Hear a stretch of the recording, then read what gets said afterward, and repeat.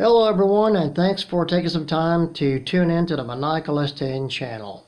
On a drab, wet, dreary night, I have made my pipe vise out of a C-clamp, and it's a heavy-duty C-clamp. Second biggest one I've got, second biggest one I've ever seen actually. Picked it up at a swap meet, $10. Not bad. And it's forged steel. It's heavy duty. Now it can be stripped if you want to strip it, but don't overdo it. Always be safe about it. And here I will show you 1/4-inch bar stock. They're tack welded to the C-clamp or my pipe vise. Tack welded there, and I pretty much tacked it, the angle iron to the bar stock. And you might wonder, did I get it straight and level? Well, here you are. I use my angle gauge. 0 degrees. Perfect. Tacked it, welded a bit more, and I've got it. I've got it in the bench vise just to hold it to where we can see what's going on. And I also want to bring your attention, I welded up a vise ground right here. Rubber wrench I had that I cut and made my center drill for to drill center holes in rod stock. So that's the rest of the wrench. Okay, now this ground works for the entire vise. I don't have to be moving my ground on my MIG all over the project of what I'm working on to do this unless I absolutely have to. There's been a few cases I've had to, but overall, clamp my ground right there and she's good to go. So bear with me, I'll be right back. And for the top piece, for the brace for the pipe, or the tie down I could call it, still the same, 0 degrees. I tacked and welded it the same way I did to the pipe vise itself. And there you have it. Now bear with me, I'll be back a moment or seconds and get this set up to where you can see me cut some pipe. Okay, I'm back as you can see. Now, the reason I've got it sitting in the bench vise this way is because, as you'll be able to see here a little better, maybe a lot better, that my homemade pipe vise has got a peculiar shape to it, but of course it's reinforced being thicker to the pad, which is this part right here. As you can tell, tapered, and it gets thicker here. It don't want to stay in the bench vise too well that way, so I'm probably going to weld me up a piece on that so I can put it upright like I had it. I just had it just in there just so I could show you what I had done, how I done it. So now, if you need a little extra bite or grip, I had obtained some rubber matting, 1/8 inch thick, 2 foot by 3 foot. I cut some pieces to fit down in underneath here, on top of there, the top piece, just in case I need a little extra grip or bite. And there's 2 pieces of I cut for that, for top and bottom, just in case I need it. Okay, bear with me a second, I'll be right back. Okay, I'm back as you can see. Now, apparently, I was wanting to wear gloves doing this. Don't need to, but I wanted to. And apparently, my video camera on my phone won't let me do that. So always be careful, be safe. Just it won't let me do it that way. And I don't know if I could do this, trying to put my gloves on, hold this camera at the same time, or camcorder should I say. So I'm going to do it barehanded, but I'm not going to get hurt. I just can't do this and put my gloves on at the same time, I don't think. Let me give me a second. I'm going to be bouncing around a bit. Let me try to see what I can do.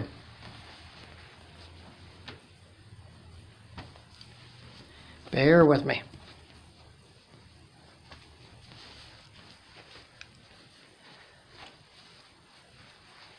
Bit of a struggle, but I'm managing.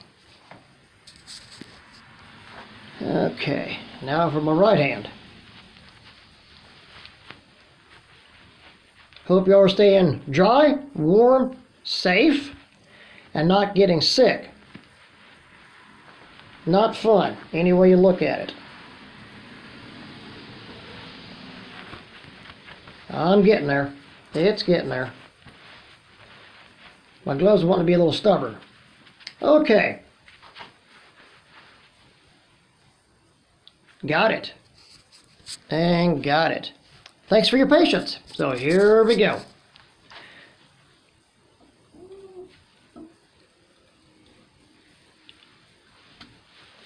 And at each turn you do this, give it about a quarter turn and keep on spinning it. And by the way, this is one of the older Ridge pipe cutters, and it's heavy duty and from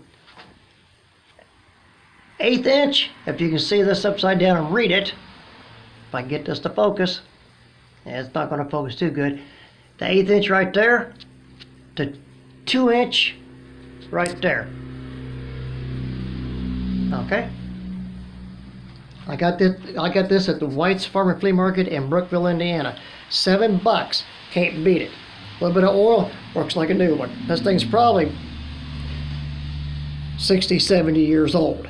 But here we go on the cut.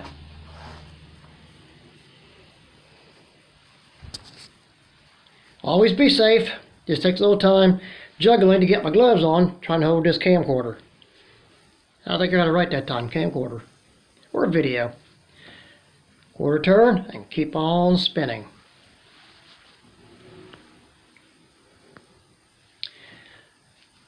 Like and subscribe, and thanks for all my subscribers. Appreciate.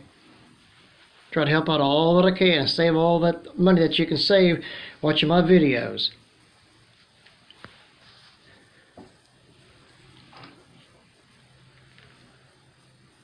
As I say, 1/8 or quarter turn. And keep on spinning. And as you can see, it's cutting.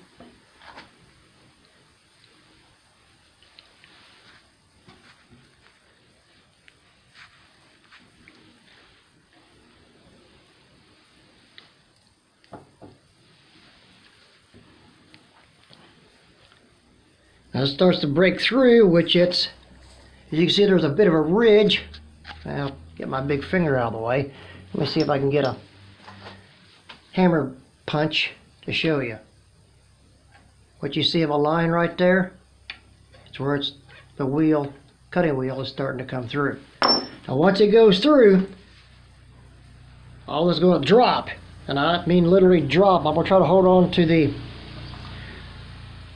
pipe cutter, but the piece I'm cutting is going to drop.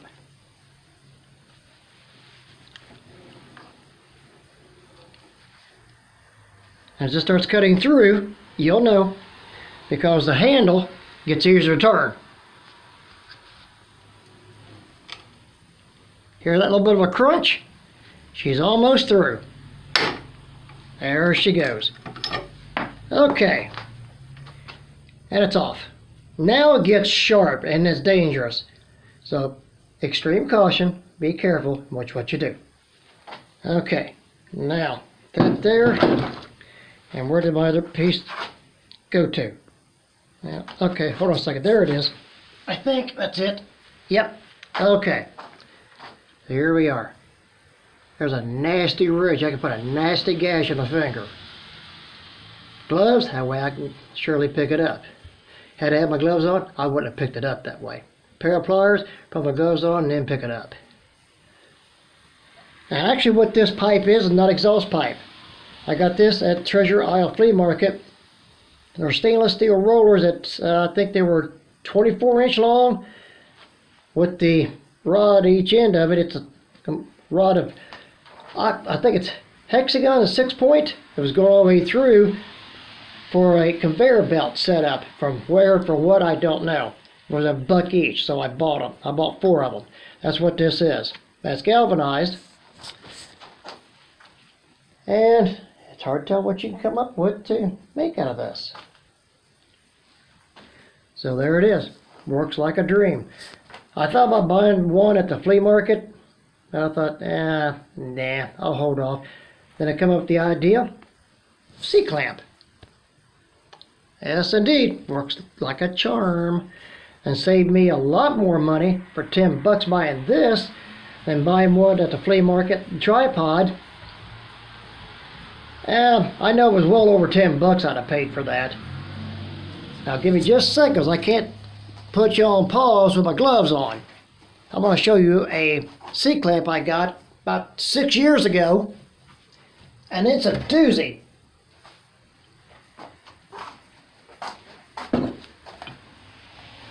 Check this big bad boy out. Yeah, it is a big one. I'm going to try to give you a size comparisons here, if I can. It had been worked on before, and someone had a piece of angle iron welded to the flange right there. And as you can see, the shiny part of it, once it focuses, I managed to cut it off without no damage or take anything off of that pad right there. And I'm figured on what I'm going to put on the adjustment part to make it work the way I want it to use and work for, okay? But here's a comparisons on this. So bear with me. If I can hold on to it, that is. Now look at the size of that. That was like a big block of small block Chevy. Yeah, boy. Some heavy duty stuff here. Yep, I'm going to see if I can get it focused to where we can see what... Whoop, hang on. There we go. We've got it. The old Cincinnati Tool Company. This thing's probably 100 years old. So that means both of them together are probably 150, 200 years old combined. But it's all good quality forged steel. Back in the good old days. So that's all for now. Y'all stay safe, stay warm, don't get sick. And be careful, be safe. And the professionals. So that's all for now. I'm going to have to take my glove off to sign off here, so bear with me a second. I got to figure out how to get my glove off now. Hold on. I have to step on my glove, one-handed. There we go. And I get ready to sign off. So thank you for your patience. Thanks for subscribing. Please subscribe, like, give me thumbs up, and more to come.